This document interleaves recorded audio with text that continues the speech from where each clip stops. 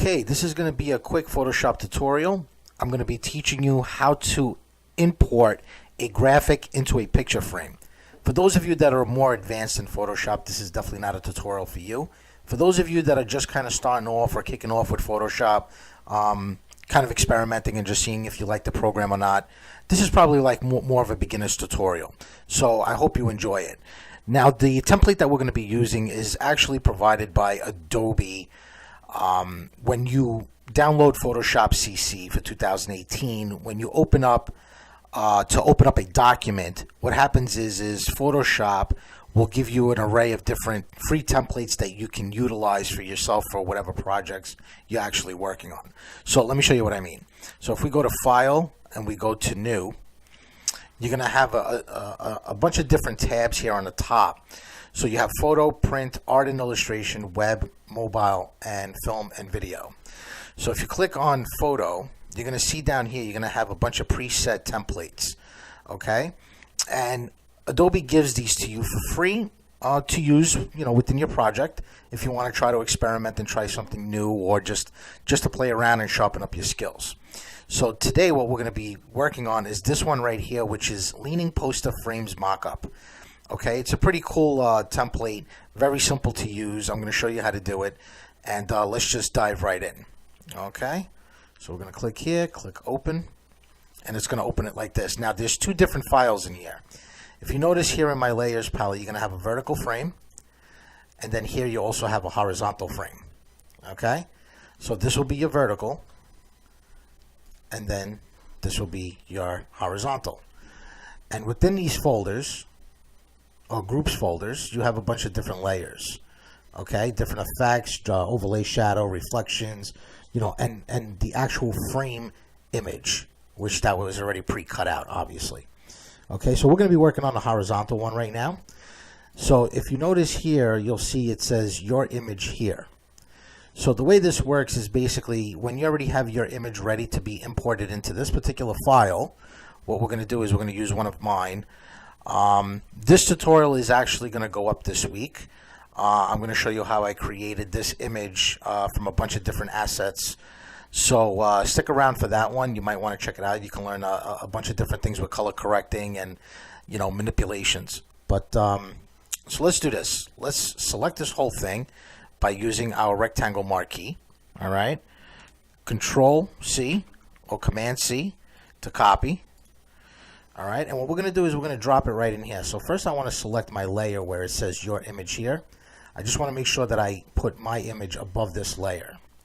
And then Control V. Okay? And what I'm going to do from here is I'm just going to shrink this down a bit. So Control T, all right, and then Shift Alt, and I'm just going to bring it down. Make sure that I have this all unified, nice and clean, and click Enter. Now what I want to do here is I want to do this very quickly, but I want to do this proportionally where nothing's kind of stretched out or looking retarded or, just distorted. Now, the easiest way for me to do this is I'm just going to use my 4 anchors, okay? And I'm just going to wedge them right into each corner of the picture frame. And to do that, I'm going to use Control T. I'm going to hold them down, and I'm just going to grab the corner anchor and bring it in. And I'm going to do this on all 4 corners, just like that.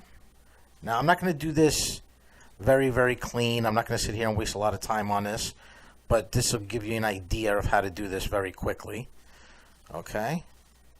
And I'm just going to bring this in right here. Okay?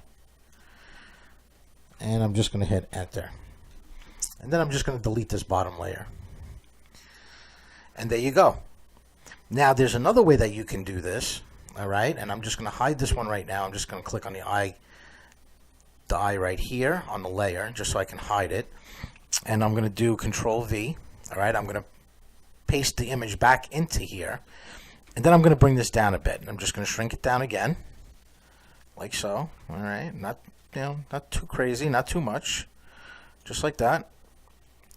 And then what I'm going to do is I'm going to grab my marquee tool again, and I'm going to select the entire graphic, which is my image, not the whole frame and everything, just the background image that I just used, right? And then I'm just going to go up to Edit and just hit Cut.